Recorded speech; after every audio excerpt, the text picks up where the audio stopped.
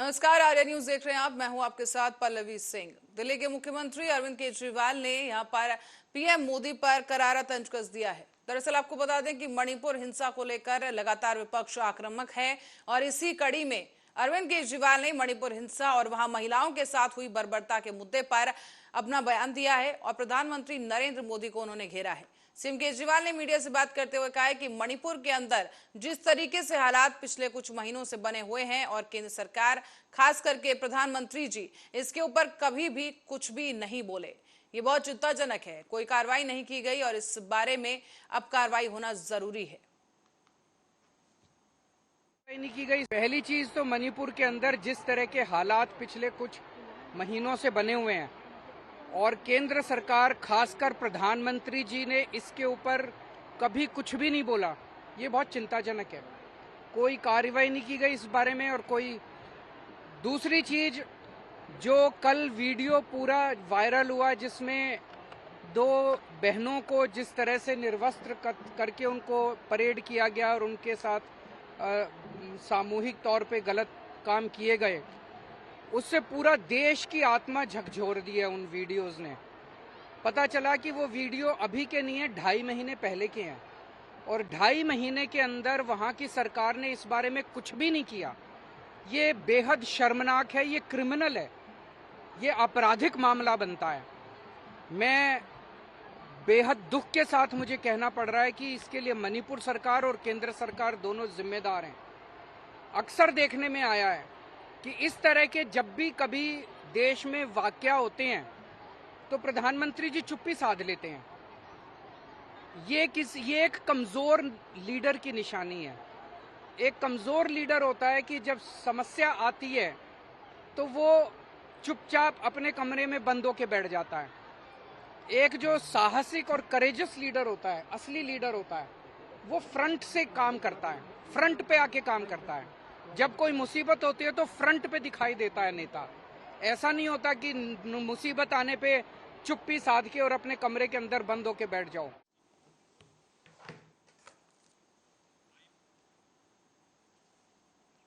और इसी कड़ी में मणिपुर के मुख्यमंत्री एन बीरेन पद पर बने रहेंगे। बताया जा रहा है कि हिंसा प्रभावित राज्य में 2 महिलाओं को नग्न घुमाने के वीडियो से देश सदमे में है, गुस्से में है। सोशल मीडिया पर कांग्रेस समेत कई लोगों ने सरकार पर भारी विफलता का भी आरोप लगाया और ये आरोप लगाते हुए मुख्यमंत्री को हटाने की मांग की। लेकिन ताजा जो जानकारी इस वक्त सामने आई है तो वो यही यहाँ पर अंदेशा लगाया जा रहा है कि जो सीएम बीरेन है वो अभी भी पद पर बने रह सकते हैं। One video clip has become viral all over the nation. This was really shock. And today, after seeing the viral video, all the legislature of the ruling BJP and the groups took a decision to condemn the heinous crime, and also we term it was a crime against humanity, and the state government will give possible all effort to get punish the culprit, the element at the highest punishment up to the capital punishment. We will make all effort to get to them. And I, on behalf of the legislative party and the people of the state, want to appeal one video clip.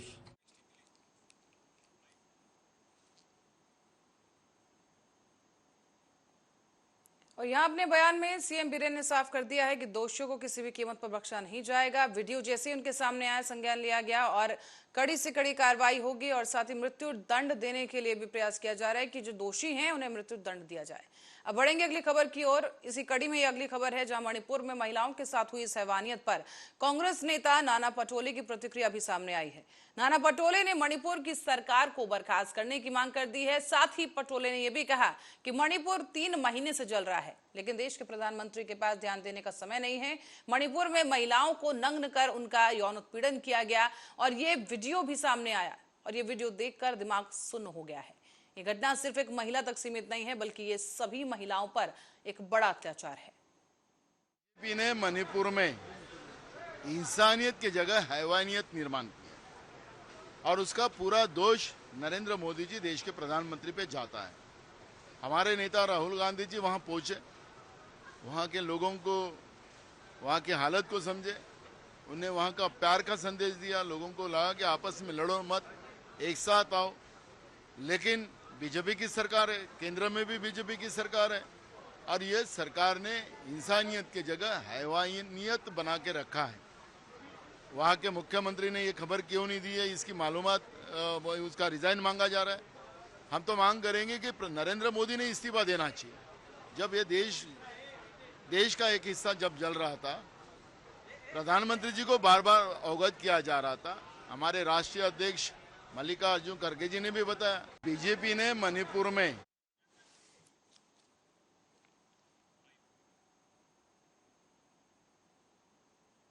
और प्रधानमंत्री नरेंद्र मोदी ने मणिपुर में महिलाओं के साथ हुई इस बर्बरता पर एक बयान दिया। इस बयान के दौरान छत्तीसगढ़ की घटना को लेकर भी उन्होंने प्रतिक्रिया दी और इसी को लेकर अब सीएम बघेल ने पलटवार कर दिया है। बता दें कि मुख्यमंत्री भूपेश बघेल ने कहा कि मणिपुर से छत्तीसगढ़ की तुलना नहीं करनी चाहिए। सीएम ने आगे ये भी कहा कि राज्य को बदनाम करने की कोशिश हो रही है और छत्तीसगढ़ एक शांतिप्रिय राज्य है। बता दें कि मणिपुर में एक युवती को नग्न कर घुमाया गया था, जिसकी फोटो और तस्वीरें, वीडियो वायरल हुए थे, जिस पर यह प्रतिक्रिया प्रधानमंत्री नरेंद्र मोदी की तरफ से आई थी सदन का सत्र है शुरू होने से पहले। लेकिन अब उस बयान को लेकर भी कांग्रेस की तरफ से विरोध जताया जा रहा है। इसी कड़ी में भूपेश बघेल ने अपना पलटवार करते हुए क्या कहा, वो आप सुनिए। उसके पीछे का मकसद केवल यही है कि मणिपुर की घटना से ध्यान भटकाना और जो प्रदेश शांत है उसको उसके साथ जोड़ना। ये कौन सी तुलना हुई? और आप अभी भी मणिपुर की घटना को छुपाना चाहते हैं। आप छत्तीसगढ़ के और राजस्थान के नाम जोड़ के, पहले तो राजस्थान और छत्तीसगढ़ के नाम लिया, फिर मणिपुर। ये एक तो पहली बार मीडिया सामने आए और आए तो झूठ बोल गए। जुमलेबाजी बंद करिए प्रधानमंत्री जी, जो जिम्मेदारी आपकी है उसका निर्वहन। तो वहां तो एक जने कोई बोले, एक झूठ बोले तो 100 जने खड़े हो जाते झूठ बोलने के लिए। छत्तीसगढ़ में सारे मंत्री आए, स्मृति ईरानी जी आई, गिरिराज जी आए, राजनाथ सिंह जी आए और गृह मंत्री जी तो अनेक बार हो गए आते। प्रधानमंत्री जी आए, एक बार भी कानून व्यवस्था के बारे में बात की? एक बार उन्होंने नहीं कही। प्रधानमंत्री, खासकर प्रधानमंत्री और गृह मंत्री, उन्होंने कभी बात नहीं की। तो क्या ये समझा जाए कि बीजेपी अब इसी तरीके से चुनाव लड़ना चाहती है, हिंसा फैलाना चाहते हैं?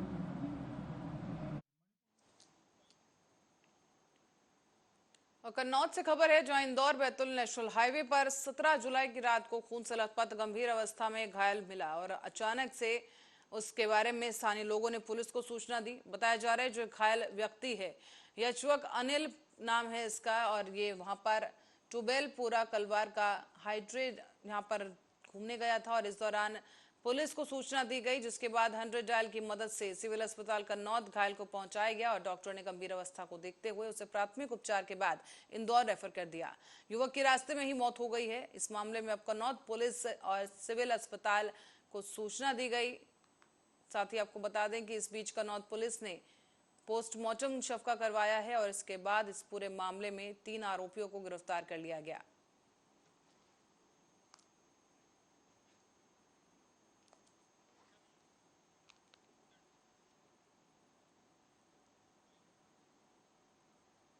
तो वहीं मुख्यमंत्री शिवराज सिंह चौहान गुरुवार को नागदा जंक्शन पहुंचे, जहां उन्होंने नागदा पहुंचकर सीएम ने रोड शो किया और यहां सीएम को विरोध का भी सामना करना पड़ा।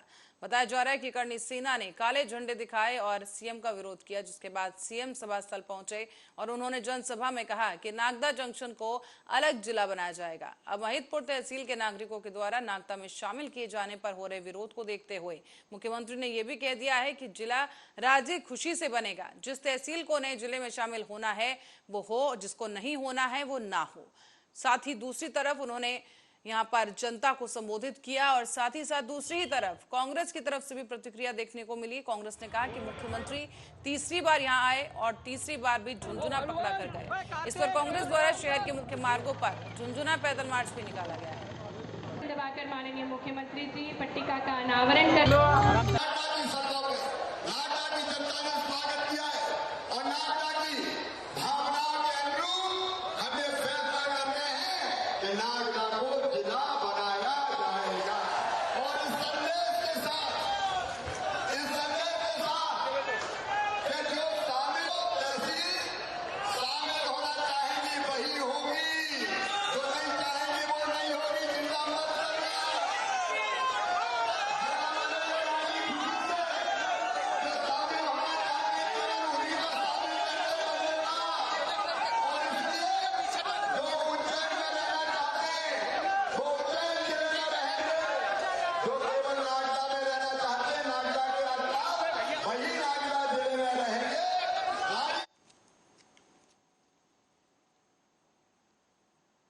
और खुज्जी विधानसभा में कुमरदा में भाजपा द्वारा जन आक्रोश रैली और धरना का आयोजन किया गया है, जहां कांग्रेस सरकार में लगातार हो रहे भ्रष्टाचार और अवैध शराब, सट्टा, जुआ, रेत खनन जैसे तमाम मामलों को उठाया गया है। इस मुद्दे पर भाजपा के द्वारा पूरे प्रदेश में जन आक्रोश रैली की गई और इस रैली के माध्यम से विरोध प्रदर्शन किया गया। बारिश के बाद भाजपा कार्यकर्ता जमकर नारेबाजी करते हुए भी नजर आए और कांग्रेस सरकार और स्थानीय विधायक छन्नी साहू को घेरने का कोई मौका नहीं छोड़ा है। यहाँ पे आपको बता दें कि रैली में भाजपा के प्रमुख नेता भी शामिल रहे।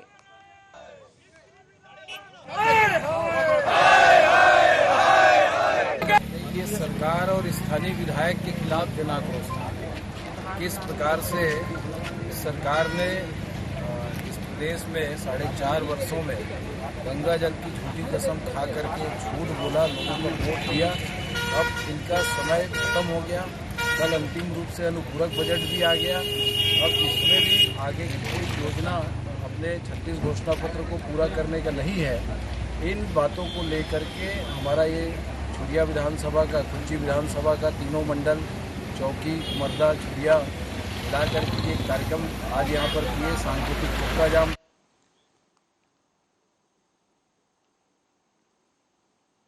अब खबर है सरगुजा से, जहां पुलिस ने फर्जी महिला डॉक्टर का पर्दाफाश किया और बताया जा रहा है कि महिला पिछले 1.5 सालों से डॉक्टर बनी हुई थी और डॉक्टर के गुम हुए सर्टिफिकेट के आधार पर शहर के एक निजी अस्पताल में अपना नाम बदलकर बतौर चिकित्सक अपनी सेवाएं दे रही थी। जब फर्जी महिला डॉक्टर का मामला पुलिस तक पहुंचा तो पुलिस भी हैरान रह गई। दरअसल जिले के लखनपुर ब्लॉक के अंतर्गत प्राथमिक स्वास्थ्य केंद्र का यह मामला है, जहां पर पदस्थ डॉक्टर खुशबू साहू सन 2021 से इंटर्नशिप के लिए रायपुर के एक निजी अस्पताल पहुंची थी। इस दौरान महिला डॉक्टर का एक सर्टिफिकेट गुम हुआ, जिसकी शिकायत महिला डॉक्टर ने रायपुर के थाने में भी दर्ज कराई थी, लेकिन पुलिस महिला चिकित्सक का सर्टिफिकेट खोज पाती इससे पहले ही सर्टिफिकेट फर्जी डॉक्टर वर्षा वानखेड़े के हाथ लग गया। और फिलहाल इस मामले में अब पुलिस ने फर्जी महिला डॉक्टर वर्षा वानखेड़े के खिलाफ धोखाधड़ी का अपराध दर्ज कर गिरफ्तार कर लिया है। कार्रवाई जारी है। आज थाना कोतवाली अंतर्गत प्रार्थिया के द्वारा आकर शिकायत दर्ज कराई गई थी कि उसके जो MBBS डिग्री का फर्जी रूप से उपयोग करते हुए एक युवती के द्वारा विगत लगभग 1.25 साल से 1.5 साल तक यहाँ पर जो एक प्राइवेट हॉस्पिटल है वहाँ पर अपनी सेवाएं दे रही है। ऐसी सूचना प्राप्त होने पर, चूँकि यह गंभीर मसला था, पुलिस अधीक्षक महोदय के निर्देशन में एक स्पेशल टीम गठित की गई, जिसमें CSP स्मृतिक राजनाला और साथ ही थाना प्रभारी राजेश सिंह एवं प्रदीप जॉन लकड़ा थाना प्रभारी गांधीनगर, इन लोगों के नेतृत्व में टीम बनी और उसमें उक्त महिला जिस महिला के खिलाफ आरोप लगाया गया था उससे बुलाकर उससे पूछताछ की गई। पूछताछ के दौरान उसने बताया कि उसके द्वारा इस प्रकार से फर्जी डिग्री प्रयोग करके नौकरी किया जा रहा है, जिस आधार पर उसके घर से हमने जो फर्जी डिग्रियां, मतलब फर्जी जो सर्टिफिकेट है जो वास्तविक डॉक्टर प्रार्थिया की थी, उसको जब्त किया है और साथ ही साथ इसमें आरोपियों को अभी हिरासत में लेकर पूछताछ। और MCB जिले में यूथ कांग्रेस और NSUI के द्वारा माड़ीपुर में हिंसा के विरोध में 2 और महिलाओं को निर्वस्त्र कर घुमाने के मामले में मशाल रैली निकालकर विरोध प्रदर्शन किया गया है। साथ ही माड़ीपुर में मुख्यमंत्री से इस्तीफा की भी मांग की गई। मशाल जुलूस के दौरान स्थानीय PWD से निकालकर ये जो मशाल जुलूस है वो जय स्तंभ तक जाकर समाप्त हुआ है। साथ ही आपको ये बताते चलें कि मणिपुर में हिंसा के दौरान मारे गए परिवार के लोगों को श्रद्धांजलि भी दी गई। एनएसयूआई के राष्ट्रीय सचिव चंदन राय ने कहा है कि मणिपुर में 2 महीने से ज्यादा समय से 2 समुदायों के बीच हिंसा हो रही है और 3 दिन पहले जिस तरीके से महिलाओं के साथ जो अत्याचार की वीडियो सामने आई, उसमें दोषियों पर सख्त से सख्त कार्रवाई होनी चाहिए। जिस तरह से पिछले 2 से 3 महीनों से मणिपुर जो कि हमारे देश का एक अंग जो कि पिछले 2-3 महीनों से जल रहा है, आज हम एनएसयूआई और यूथ कांग्रेस के साथी जो प्रधानमंत्री पूरे विदेशों में दौरा कर रहे हैं, अपना प्रचार तंत्र जो चालू करके सिर्फ चुनावी दौरा किए पड़े हैं, उनसे हम लोग अपील करते हैं कि वह जाएं, मणिपुर की हिंसा को रोके, वहां की स्थिति को समझे और वहां मणिपुर के मुख्यमंत्री बीरेन सिंह से भी हम अपील करते हैं कि अगर उनसे आज मनेंद्रगढ़ युवा कांग्रेस के द्वारा मणिपुर में लगातार पिछले जो 2-2.5 महीनों से जो लगातार घटनाएं हो रही हैं, हिंसा 2 समुदाय के बीच में जो कराया जा रहा है, 2 से 3 दिन पहले की जो 2 महिलाओं के साथ निर्मम तरीके से जो उनका नंग धड़ंग उनके साथ जो अत्याचार किया गया है, पूरे देश में इसकी वीडियो वायरल हुई है और जिसके कारण पूरा देश आज मर्माहत है। जो घटनाएं घटी हैं उसकी कल्पना भी नहीं की जा सकती है कि इतने निर्मम तरीके से इतना जघन्य अपराध वहां के तथाकथित लोगों के द्वारा किया गया है, जिससे पूरा देश शर्मसार हुआ है। और उसके लिए हम सभी लोगों ने, युवा कांग्रेस के साथियों ने, उसके विरोध में आज पूरे मनेंद्रगढ़ में आज मशाल जुलूस के माध्यम से हम यह मांग करते हैं कि देश में जो हमारे आदरणीय प्रधानमंत्री हैं, जो पूरे विदेश भ्रमण का तो काम करते हैं, लेकिन 2 महीनों से जो लगातार हिंसा मणिपुर में जो की जा रही है, उसको रोकने के लिए ना तो उनका कोई संदेश जाता है और ना ही मणिपुर की वो दौरा करते हैं। आज मनेंद्रगढ़ युवा कांग्रेस के द्वारा खबर रायबरेली से, जहां भीषण गर्मी और उमस की वजह से एक गांव के मासूम बच्चे और महिलाएं परेशान हैं।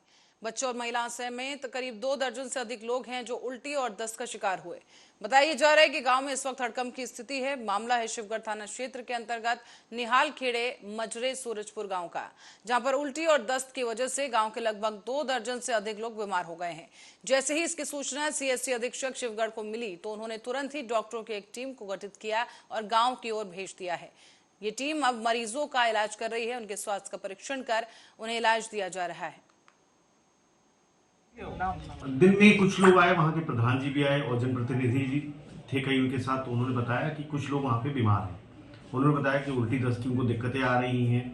तो मैं तुरंत ही एक टीम बनाई, निहाल खेड़ा को भेजी। वहाँ से 30 ऐसे मरीज थे जिनको दिक्कतें थी, जिनको आईवी इंजेक्शन लग गए, ORS मिल गया, कुएं में हमने क्लोरीन टैबलेट डलवा दी और नालियों में ब्लीचिंग करवा दी जहाँ जहाँ गंदगी थी।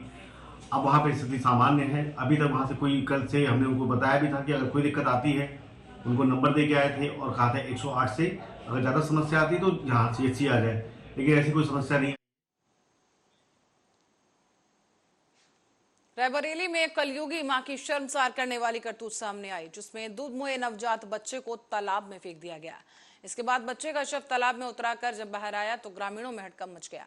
मामला है मिल एरिया थाना क्षेत्र के अंतर्गत कसहटी गांव का, जहां गांव पंचायत के एक तालाब में दूध मुहे बच्चे का शव मिलने से हड़कंप की स्थिति है। ग्रामीणों की माने तो बीते 2 से 3 दिनों से ये शव यहीं पड़ा है, जिसे पंछी और कुत्ते नोच रहे थे। जब लोगों ने पास जाकर देखा तो पता चला ये शव बच्चे का है, जिसके बाद पुलिस को सूचित किया गया।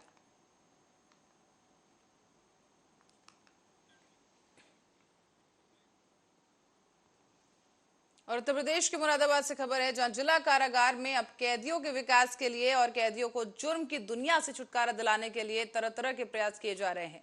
इसी कड़ी में अब कैदियों को तरह तरह के प्रशिक्षण और सुविधाओं के साथ साथ गाना सुनने की सुविधा भी दी जाएगी।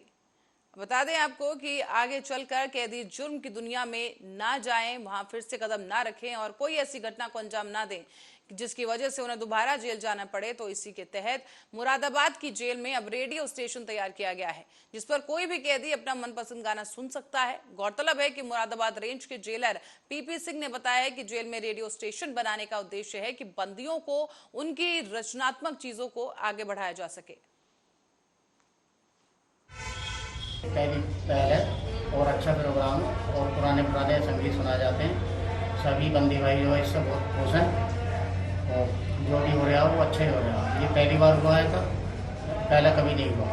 ऐसा महसूस रेडियो स्टेशन बनाने का औचित्य जो है बंदियों को उनकी रचनात्मकता को जो है आगे बढ़ाने के लिए है और थोड़ा उनका मनोरंजन हो जाए और उनके अंदर जो छिपी हुई प्रतिभाएं हैं, जैसे कि कोई गाना गाना चाहता है, कोई वाद्य यंत्र बजाना चाहता है, तो रेडियो पे जैसे जैसे कार्यक्रम होते हैं वैसे वो जेल के अंदर भी उस कार्यक्रम को प्रस्तुत कर सकता है। तो ये जेल में आए हुए जिन जिन वजहों से वो जेल में आए हैं उससे थोड़ी सी दूरी उनको हो जाएगी और अपनी विधाओं को वो आगे प्रकट कर सकते हैं, प्रस्तुत कर सकते हैं। बुलेटिन में फिलहाल के लिए इतना ही। देश दुनिया की तमाम खबरों के लिए आप देखते रहिए आर्या न्यूज।